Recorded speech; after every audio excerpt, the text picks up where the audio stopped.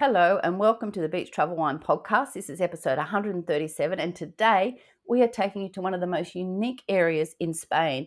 It's up in northwestern Spain above Portugal in Galicia, and we're in the capital of Santiago de Compostela. Obviously it's the end of the Camino, but this town has something else. It has all the pilgrims, it's got the plazas, it's got beautiful parks, the food, the tapas. It is just absolutely beautiful, and it has one of the best atmospheres. So we're going to tell you all about the old town, all about the cathedral, all about the Caminos, and give you our take on the best places to eat and lots of information. So please enjoy this episode. If you would like to see the pictures that go with it, click on the link in the description on the podcast player listening on now, and all the photos of this gorgeous city are there for you to check it out. So enjoy episode 137. Good morning, Niall. How are you today? Muy bien. Buenos dias, Leonita. So as I said in the intro, we are off to Santiago de Compostela, and we flew here from Mallorca. So we came into the airport and we'd arranged a pickup because it was sort of, well, it wasn't late at night, but I wasn't sure, buses and taxis that time of night. So the airport is quite a way out of town, isn't it? Yep. And so luckily we got a really nice taxi driver, and they're the trips I like because they get chatty, don't they? And they gave us all this, I was giving us lots of information. And No, I think you get chatty. I do get chatty. He showed us where the train station was when we were leaving, but he took us, to our hotel, which is in a fabulous part of town, right at the entrance to the old town, wasn't it? Yep. And we love this city. Yeah, we sure did. Yeah. It just had an amazing vibe. The architecture, everything was just outstanding. Of course, it's known for the cathedral and the Camino, so... but where did all that begin? Basically, the location, Santiago de Compostela, or simply Santiago or Compostela, in the province of A Coruña. So this is right up northwestern Spain, yeah? Yeah, it's the capital of the autonomous community of Galicia in northwestern Spain. The city has its origins in the shrine of St. James the Great, now the Cathedral of Santiago de Compostela, as the destination of the Way of St. James. The story of the Camino starts with the Apostle St. James the Great. James was born in the village of Beersheba in Galilee, in what is now modern-day Israel. We'll get to what the Camino is in a bit more. I think most people know someone who's done it or wants to do it. Yep. Yeah. So. After his martyring in Jerusalem, his devoted disciples were said to have carried his remains to Galicia. And as I said, it's northwestern Spain. Sorry, I just want to paint a picture. That's the part of Spain that sits above Portugal. Yeah, correct. Okay. Yeah. So James was one of the 12 disciples and was Jesus' own cousin. His mother was a sister or cousin to Mary. Legend says that he looked so much like Jesus that Mary herself could have confused them. Also, this is why Judas betrayed Jesus with an identifying kiss for the authorities. In the 9th century, a hermit named Peleo reportedly discovered a tomb containing these relics after seeing a bright star guiding him to a field. King Alfonso II of Asturias visited the site, confirming the discovery and ordering the construction of a chapel, which would eventually become the famous Santiago Cathedral. The journey itself is considered the first Camino, known as the Camino Primitivo. So the king made the first Camino, yes? Yep. And we actually walked a little part of that, didn't we? Because the Camino Primitivo goes through a little town called Lugo. Yep. But we walked down the Camino under a bridge down across a river over a Roman bridge, didn't we? Correct, yeah. There were horses. Yeah. There were people on horseback. Yeah, and they had to duck down really low to get through that. So that's the Primitivo. Correct. And I didn't understand the significance of that when we did that until now. So who did it? King who? King Alfonso II. Right, so he did the first Camino. Yeah. And as we know, there's lots of King Alfonsos in Spain. Word of the sacred site spread during fervent Christian pilgrims from across Europe. The Camino became one of the 3 great pilgrimages of Christendom, alongside Jerusalem and Rome. Pilgrims sought spiritual solace and believed that undertaking the arduous journey could lead to forgiveness of sins. The Camino's popularity wanes waned, starting in the 16th century due to the Protestant Reformation, and further decreased during the periods of war, revolution, and famine in the 16th and 18th century. The Camino experienced a significant rebirth in the 1980s, thanks in large part to Don Elias Valina, a parish priest who dedicated himself to waymarking the Camino Frances. Okay, so marking the way. So along the track or the Camino, there are arrows. They're blue and yellow. I think the background's blue and the arrow is yellow. Yeah, correct, yeah. Maybe they weren't then, but they are now. And also they have the scallop shell, correct, placed along the way as well. And that is a signifies when you're doing your Camino, you get yourself a shell. Yeah, correct. And you hang it on your backpack, yeah? Yep. Pilgrim associations and local government played a crucial role in this revival. The route has since seen a continuous increase in pilgrims, making it a global phenomenon again in the 21st century. I read 400 to 450,000 pilgrims do it annually. Also, there's been a couple of movies made about it. Yeah, there was one with Martin Sheen. Yep. Yeah. And there was another one, an Australian guy. Yeah. So that was another reason why we did it. The Martin Sheen one was called The Way, and they did a remake of that. Great movies. Yeah, when I say we did it, we didn't do the Camino, but we wanted to go to Santiago. But all our time in Spain, we have been on little parts of the Camino, like when we were in Burgos and up in Asturias as well. We've been on little parts of it, haven't we? Yeah, sure.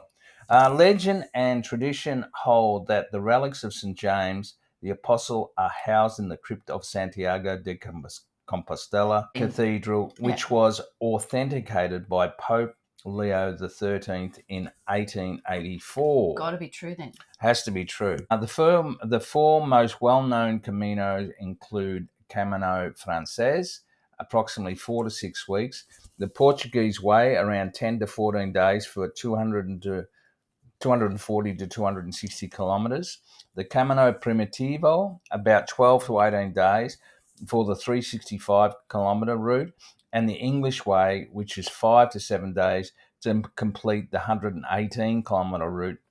Now, why they call it the English Way is English pilgrimage would catch ferries or boats to A Coruña and another place on the coast called Ferrol, and then that's where they'd walk from there.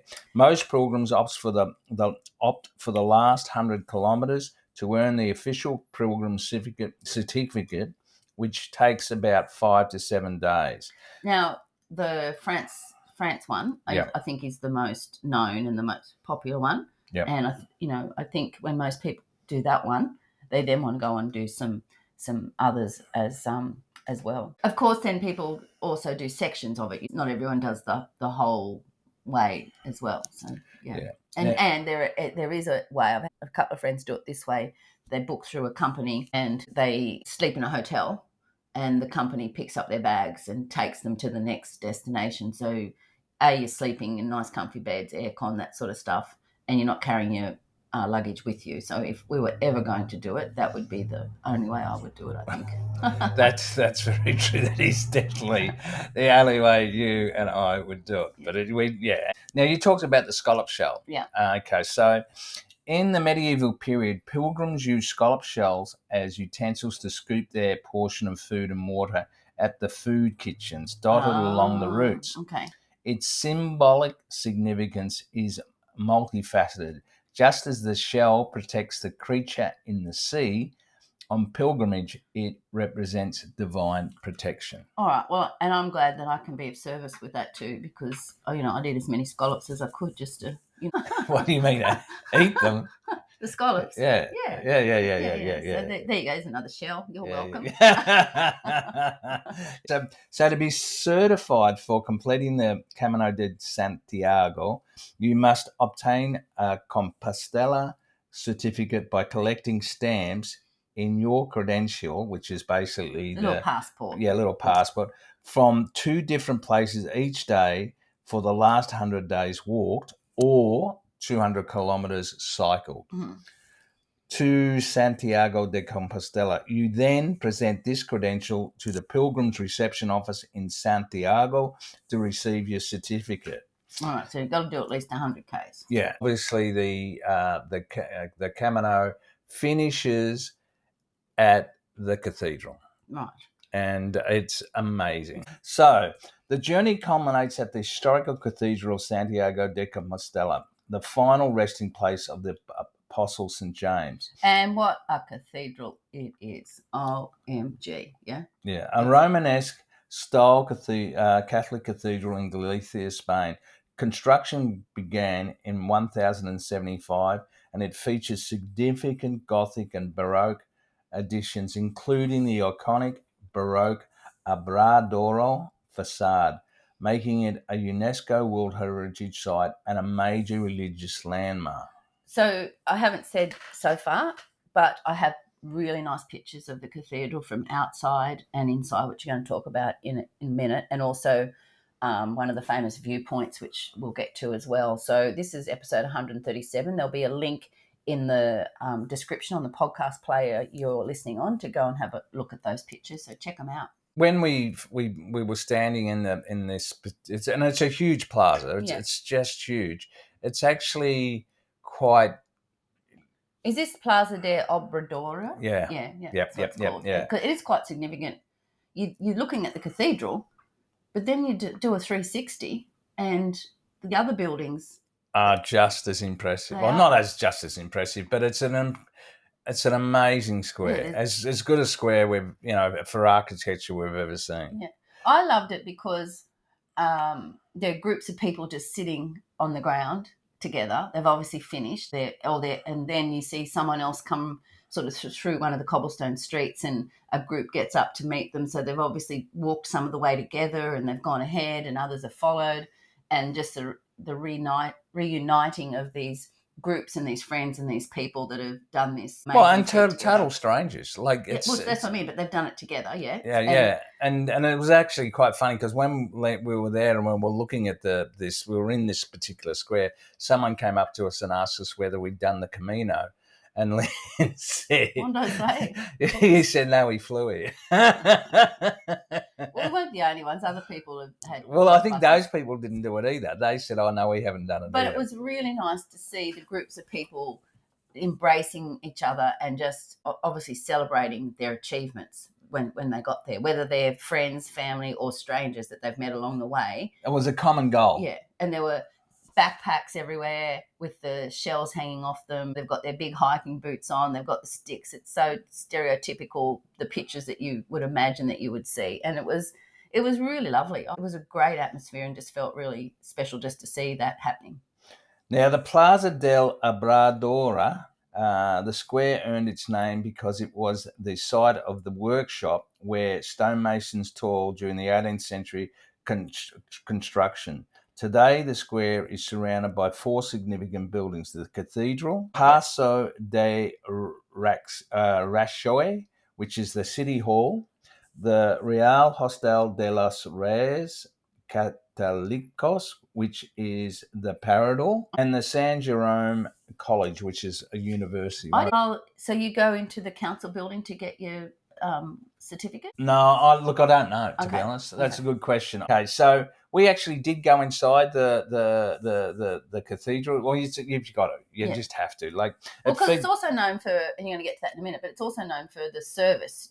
They do every day, I think they do at least one service. Yeah. Where the pilgrims go and then they have this famous service where they have this big incense thing. Yeah, well, that's not every day. No, they've changed well, that it now. Used to be, but they don't do it anyway. But yeah, you definitely you could see it though, the big incense burner. And you can walk around inside the cathedral. Beautiful photos. It's up there with one of the better cathedrals, isn't it? Yeah, it features a large Romanesque nave with barrel-vaulted ceilings divided by massive piers into a central area and 2 side aisles with a prominent transept and an immense dome. Pilgrims are drawn to the Baroque main altar, which hosts a statue of St. James that can be hugged. And the underlying crypt containing his relics. The overall height of the cathedral towers is approximately 75 to 80 metres.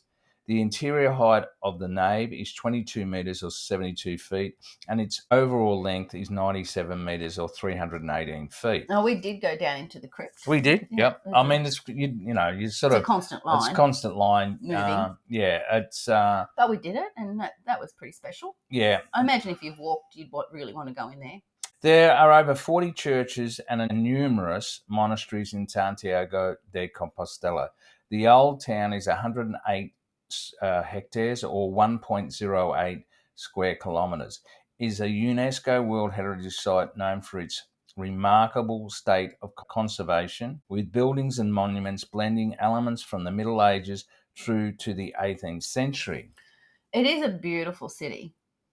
It's not big, the old town part, and it is dominated by the cathedral. Yeah. But also behind the cathedral, there's another couple of plazas and restaurants and cafes, and there's I think it was a monastery there. Where do nuns stay? Are they in monasteries? Convents. Yeah, there's lots of convents as well. Yeah, around there, and just the cobblestone streets. There's some narrow ones and some wider ones. I'll tell you what stood out to me though, and we're going to talk about the most beautiful park, but the flowers and the little gardens all around Santiago, even in the old town, there's little squares and the pretty flowers. It must just be the climate or what, just stunning. There are even these old ancient downpipes, and they had little carvings on them, and out of the downpipes were these gorgeous little purple. Oh, that's right. I do remember that. Flowers hanging down. You know, I was taking photos of downpipes. They were so beautiful. And probably the most amazing hydrangeas I've ever seen in my life. They were inside one of those. Yeah, that was the Palacio de Fonseca. Okay, we'll get to that in a minute. I know you want to talk about the thing in the church before I go on, but I'm just saying it's a beautiful, beautiful city, and it's made even more beautiful by the gorgeous gardens everywhere around. It's dotted in places. Everything just seems to grow so well. So back to the cathedral, the Botta Fumero. Perfect. That's it. Well done. Yeah. That's the incense burner. Yeah. It hangs right down from the ceiling. Like, it's huge, right? Yeah. I'll give you the drill. All right, give me the drill. A massive incense burner that swings across the nave, symbolising the prayers and sacrifices of pilgrims offered to God. It is an enormous and ornate censer that hangs from a pulley system to swing the large censer. The censer is swung at high speed, reaching up to 68 kilometres, creating impressive arcs across the nave, almost touching the ceiling. And this is done by 8 men known as the tiraboleros. So just imagine, though, it's not just swinging from one side to the other. There's hundreds of people sitting under it. Yeah. That looks really dangerous. It does. And it's swinging fast, and it comes right down, and there's smoke billowing out of it, there's incense, and it swings right down. It's almost they obviously know what they're doing. Goes right across and almost goes up to the ceiling on the other side and back again. It's impressive. But just the incense burner itself hanging from the ceiling. Yeah, it was. You've got to go in and see that, haven't you? Well, we first saw that on a YouTube. A travel show. Travel show or something. And we were just blown away with it. And we both sort of looked at each other and went, well, if we go there, we've got to check it out. And we did. However, they only do that now. They only perform that on the major holidays and saints' days and that sort of thing. Now, what Lamb was talking about before with the geraniums. Yes. Have I got that right? Geraniums? No, you're wrong. Okay. Hydrangeas. I wrote it down. The building is a historical Renaissance building, originally the ancestral home of Archbishop Alonso de Fonseca. So you're just walking along one of these cobblestone streets, and there's this big archway into this building, and all you can see are these giant purple hydrangeas in a courtyard surrounded by all these arches, and I had to go in, so we didn't even know what it was. Yeah. It features a notable courtyard and a Gothic chapel, and currently houses the university's general library. Ah, I didn't know that. Yep. Okay. And there's another building which is quite close to the cathedral, is the Museum of the Pilgrimages. Okay. Is a cultural institution dedicated to the history and significance of pilgrimages. It explores the historical, cultural and spiritual dimensions of the pilgrimage routes, showcasing a variety of artefacts, documents and art related to St. James and the phenomenon of pilgrimage through Europe. It includes a recreation of medieval Santiago and provides insight of its development. Yeah, it's probably worth going to check out, hey? Yeah. So one of the things about Santiago is it's a university town, isn't it? Yeah. So the university towns in Spain have a real vibe about them. There's just something about the atmosphere around, full of young people. And one of the things that we noticed was the music around the city, right? You would just be, well, for instance, we did a day trip. We got dropped off at the top of the old town, and we decided to hop off there and wander our way back. And we just sort of saw a band sitting up in a courtyard across the road, and we're like, well, that's a bit, it's not ready yet, we'll keep going. And then around maybe two more corners there was like another little courtyard and a band sitting up, and then we needed a drink because we've been out all day, and we went into a little cafe, didn't we? Yeah. And we were just sitting there, and there was a band setting up in there, just outside the cafe on the steps. Yeah. It was an older group of guys, and they did like a couple of warm-up songs. And then there was a young band came on, didn't they? Yes. And they probably 16 to 18, and the crowd gathered, mostly their family and friends. And they were great, weren't they? And they were playing like obviously covers, but then they did a AC/DC song, "Highway to Hell," which and the young singer at the front rips his shirt off. Yeah, and, shows he's got the six-pack. Yeah. It was just so much fun. And then after that, we thought, well, we'll go on. And I think there was another, at least 3 or 4 places. There's one place with just a soloist singing in that big plaza behind the cathedral. Yep. And we walked down a bit further, and there was like this restaurant which was full of people and a band. It was just music everywhere you went in Santiago, wasn't there? Yeah, it was. It was incredible. Like it was, and it just had a really good vibe. Yeah, I think like the music. If you combine the youth, and also that, I don't know, the camaraderie calmness of the pilgrims, and it really had a special vibe. We sat down at a restaurant, like in one of the cobblestone streets, and the tables are quite close, and there were 2 guys sitting close to us, and they were chatting, and we were talking to them about the Camino, and they just finished. They didn't do the whole thing, and they were talking like they were long-time friends. And they'd only just met on the last day coming into town. They really enjoyed it, and they just had, I think they only had about 3 days each, so they just came and they did it, and they just met up. So obviously it forges friendships, but everybody's chatting to everybody. It's pretty nice, isn't it? Yeah, and they asked us whether we'd done the Camino too, and we had to disappoint them again. But another really fabulous thing about Santiago is it's free tapas. Yeah, the tapas is unbelievable. The food in Santiago is just incredibly famous. I would recommend, if you sit down at a place and order a drink, don't order food straight away. Just see what turns up. We made that mistake first. Yeah, the first day, and ordered food, so we didn't get the free tapas. But after that, some of the places we went, even like the cafes where you had coffee, they were bringing you like free cake and stuff. It was incredible. The free tapas up there. Well, I'll give you a bit of a rundown there. Okay. Santiago has a fabulous tapas scene, often ranking among the best cities in Spain. It offers its own unique and high-quality tapas, which is strongly influenced by local Galician cuisine. The Galician region is famous for its seafood, thanks to the Atlantic waters and the rias, which are estuaries, which are rich in nutrients. And typical dishes include Galician-style octopus, which is, they call it pulpo a la gallega, and many other varieties of fresh fish and shellfish.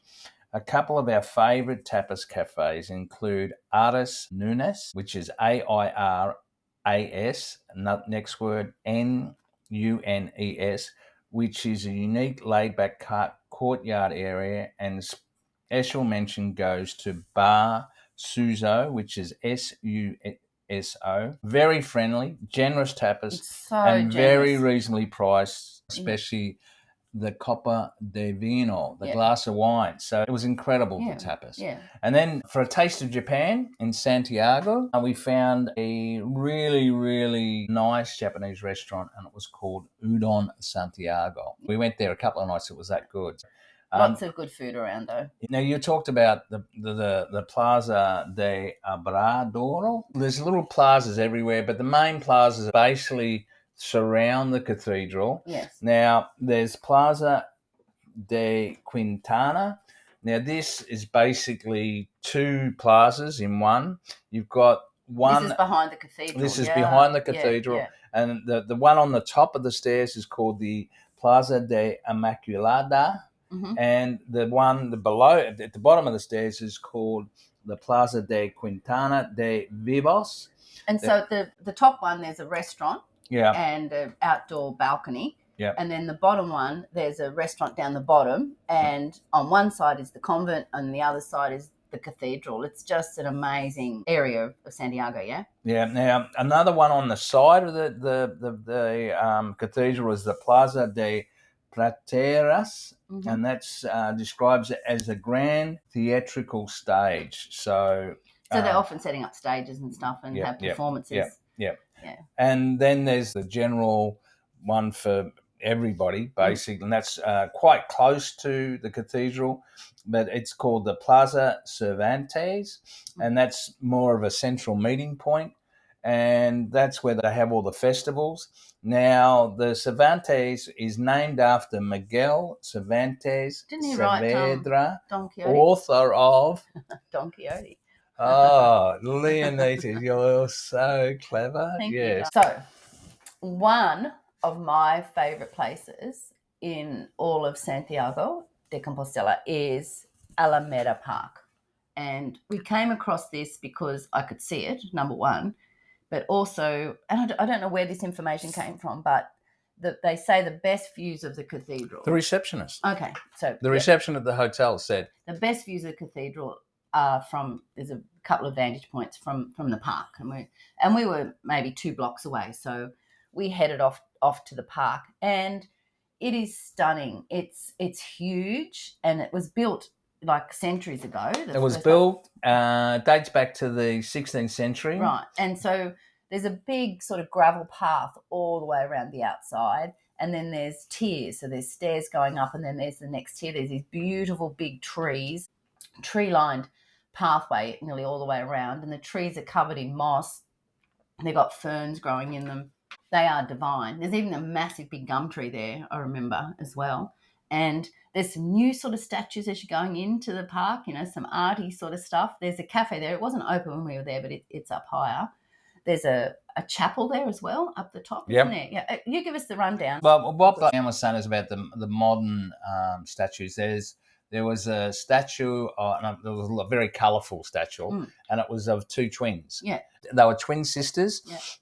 And they used to walk around with colourful dresses on during the time of Franco. And the legend has it that everybody was so intimidated and anxious and that sort of thing during that period. And these 2 twins, they just got dressed up. I've got a photo of me with them. I'll pop that in. Okay, so that's the story there. Yeah. Now, the actual park itself is set in 3 different areas, I suppose. The Passe de Alameda, which is a central promenade once separated by social classes, now a popular walking path.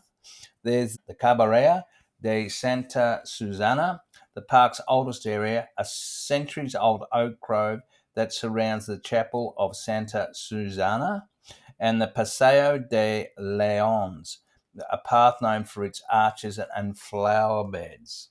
Various statues throughout the park commemorate notable Galician literacy figures, including Rosalia de Castro, considered one of the most important figures of the 19th century Spanish literature and modern lyricism.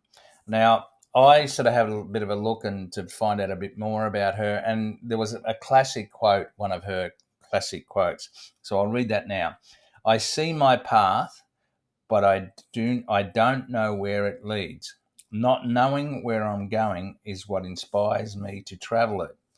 All times are beautiful for those who may tame joy within them. But there is no happy or favourite time for those with disconsolate souls.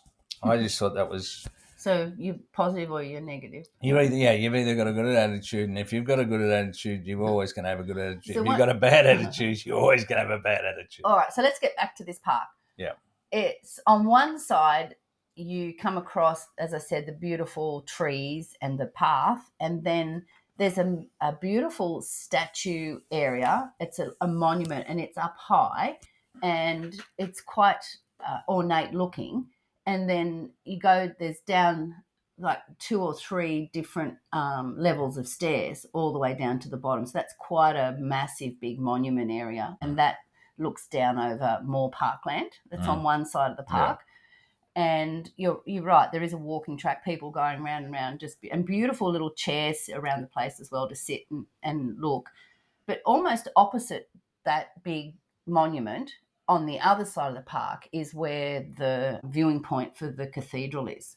And so you walk around the big sort of end of the park through the trees, and you can start to see the parts of the church, right? The spires. Yeah. So you stop and I'm taking photos thinking, oh, that looks good. But as the more you walk, the more of the cathedral you can see. And then all of a sudden there's this beautiful little area. You've got a round garden in the middle and chairs all the way around it.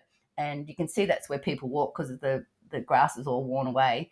And you walk around there, and there sits the cathedral, Santiago de Compostela, just right there. It's so beautiful. Yeah, it's stunning. So we spent a bit more time because there are a couple of different viewing points along there, but there's no one there. It's just so peaceful and so beautiful. And we were lucky the bells were ringing when we were there as well. So I got some really beautiful photos of that park and of that viewpoint across to the cathedral. That was I think we did that first when we got there. We did. And because as I said, the receptionist said, this is the best place to go. And we needed to stretch our legs, and I do like a bit of a park. So that was pretty incredible, wasn't it? So Santiago itself, as I said, isn't big, but you need to visit it. It's a beautiful part of Spain. Yeah, it's easy walk around. And it's close to the ocean, and we're going to talk all about those areas in our next couple of podcasts. But just to be there and see the camaraderie and the people that are so proud of what they've done, of their achievements, walking around the streets in their Camino gear. Some of them look a bit lost. Some of them just look so happy to be there. But once they get there, I guess they don't want to finish. There's that sort of a vibe about it as well. They just sort of all just gathering before they have to leave, which is, I guess, that's pretty normal. One other thing to add is I mentioned the airport's sort of out of town a bit. The train station is very close in town, and they've just done that up. And now there used to be this huge staircase down to get into the train station. Now they've put a nice smooth bridge, so it's easy just to walk. It's all downhill from the main town across this road bridge and into this modern part of the train station, and it's pretty well connected with the rest of Spain, at Santiago, isn't it? I guess because they've got so many pilgrims go through there. But I'm so glad we went there. This was our first time in Galicia, and we just loved it, didn't we? Give me 3 words to describe. Oh, look at you go. Santiago de Compostela. Well, obviously the pilgrims, cathedral, and I want to say flowers. Oh, really? Yeah. The parks were beautiful. I was going to say tapas, but the wine in this That's all region. right. I'll take tapas. Okay. The wine in this region is divine, isn't it? So where was your favourite place to have a glass of wine, Lowell? I would say Bar Suzo. Yeah, okay. Because we went there a couple of times on our way home after we'd had dinner, and we probably didn't need the free tapas, but we had it anyway. And they were so friendly. And as Leanne said, the local wine, which is the Albarino grape, and it is seriously, if you haven't tried it, it's really, really good. And I only asked you one question. Yeah, but I that's you often only ask me one question. But I think the I word. did, and here we are 10 years later. Yeah. Anyway, I think that the word I would use to describe is content. Yeah, okay. Everybody in the town just seems so laid back, content, in what they're doing. They've achieved something. The energy of the young people and the bands and the and yet music. you've got the history of the buildings, which is stunning, and then you've got the gorgeous parks and flowers, which just make it look really pretty as well. It's and they have really good coffee in Santiago. I remember we found They a couple do, of nice cafes. It was, I mean, as a city in Spain, it's actually very unique. My favourite place to have a wine would be at the cafe where we watched that young band sing. Oh, yeah. But anywhere in one of these plazas in the old town, if you sit and have, whether it's morning, you're having coffee or you're having a glass of wine, you will just be transported to a really nice place because it is so pretty. There is that vibe. There's people from all over the world walking around, so proud of themselves. It's just it's a pretty unique spot. But it's not a busy tourist city. No. That's. I know it sounds strange that you say that, but the tourists that are there for a reason. They're mainly the pilgrims. Yeah, that's what I'm saying. They're just there and then they're all leaving. It's not like it was great. All right. Well, thank you very much for your effort today. You're welcome.